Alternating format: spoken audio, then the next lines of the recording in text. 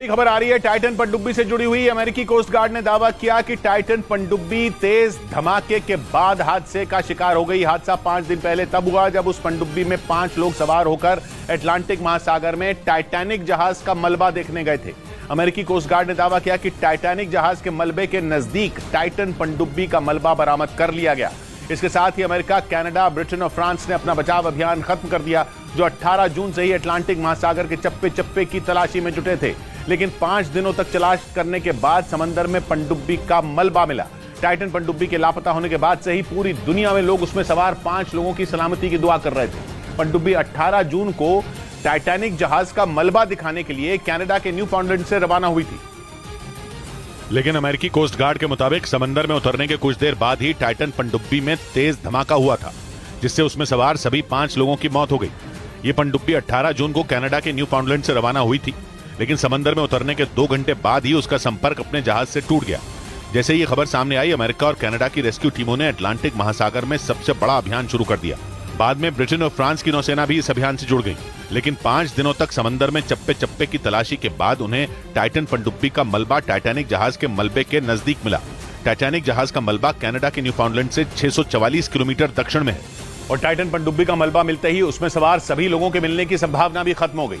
अमेरिकी coast guard के मुताबिक पनडुब्बी में भारी दबाव के बाद हुए धमाके की वजह से यह हादसा हुआ, जिसमें टाइटन पनडुब्बी में बैठकर टाइटैनिक जहाज का मलबा देखने गए 5 लोग अपनी जान गंवा बैठे। रेस्क्यू ऑपरेशन को खत्म करने के बाद अमेरिकी कोस्ट गार्ड के अधिकारियों ने इस हादसे में मारे गए सभी लोगों को श्रद्धांजलि दी।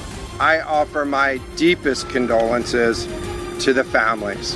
टाइटन पनडुब्बी में 5 लोग सवार थे, जिनमें ब्रिटेन के कारोबारी हैमिश हार्डिंग भी थे, जो एयरक्राफ्ट कंपनी एक्शन एविएशन के चेयरमैन थे। उनके साथ पाकिस्तान के सबसे अमीर कारोबारी शहजादा दाऊद और उनके बेटे सुलेमान भी इस पनडुब्बी में सवार थे। इनके अलावा फ्रांस की नौसेना के अधिकारी पॉल हेनरी और टाइटन पनडुब्बी बनाने वाली कंपनी ओशन गेट के सीईओ स्टॉकटन रश भी इसमें मौजूद थे। उधर अमेरिकी कोस्ट गार्ड का दावा है कि अटलांटिक महासागर में टाइटन पनडुब्बी का मलबा ढूंढने में रिमोट से चलने वाली मशीन ओडिसियस 6K ने बड़ी भूमिका निभाई। दावा है कि इस पनडुब्बी की तलाश में अटलांटिक महासागर का हजारों किलोमीटर का इलाका छान मारा गया और इसके लिए दुनिया भर से कई जहाजों को भी लगाया गया। लेकिन 5 दिनों तक चले इस तलाशी अभियान के बाद टाइटन पनडुब्बी के मलबे को ढूंढने में रिमोट से चलने वाली ओडिसियस 6K मशीन की सबसे बड़ी भूमिका रही। अमेरिकी कोस्ट गार्ड के मुताबिक इस मशीन को अमेरिका की एक कंपनी ने बनाया है, जो समंदर की सतह तक जाने में सक्षम है और इसी मशीन ने 22 फीट लंबी टाइटन पनडुब्बी की तलाश में टाइटैनिक जहाज के आसपास के पूरे इलाके को छान मारा। दावा है कि काफी तलाशी के बाद ओडिसियस 6K मशीन को टाइटैनिक जहाज के नजदीक ही टाइटन पनडुब्बी का मलबा मिला। इस बीच अमेरिकी नौसेना ने दावा किया कि उसके खुफिया हथियार ने टाइटन पनडुब्बी में हुए धमाके की आवाज सबसे पहले सुनी थी।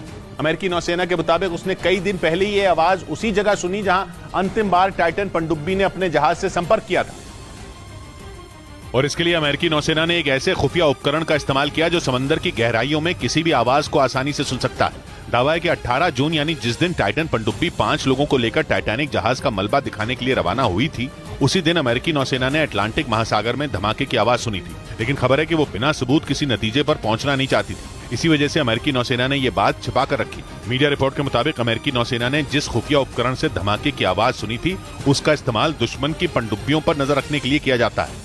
वहीं टाइटन पनडुब्बी हादसे के बाद सोशल मीडिया पर यह चर्चा शुरू हो गई कि इस घटना की भविष्यवाणी 14 साल पहले ही कर दी गई थी।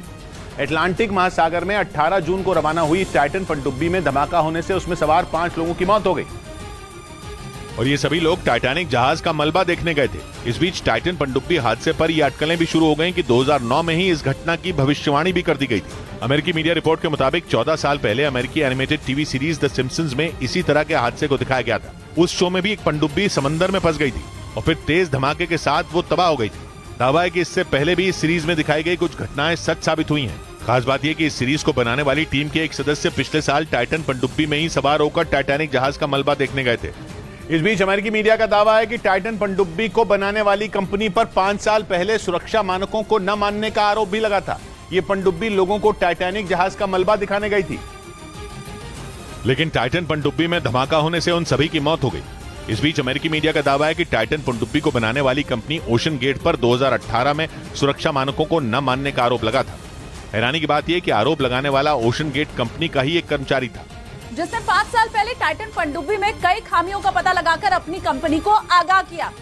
लेकिन अमेरिकी मीडिया के मुताबिक उसकी सलाह को मानने के बजाय उसे कंपनी से ही निकाल दिया गया था।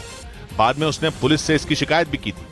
अमेरिकी मीडिया का आरोप है कि टाइटन पनडुब्बी में उन खामियों को दूर नहीं किया गया जिसकी वजह से अटलांटिक महासागर में यह पनडुब्बी हादसे का शिकार हो गई।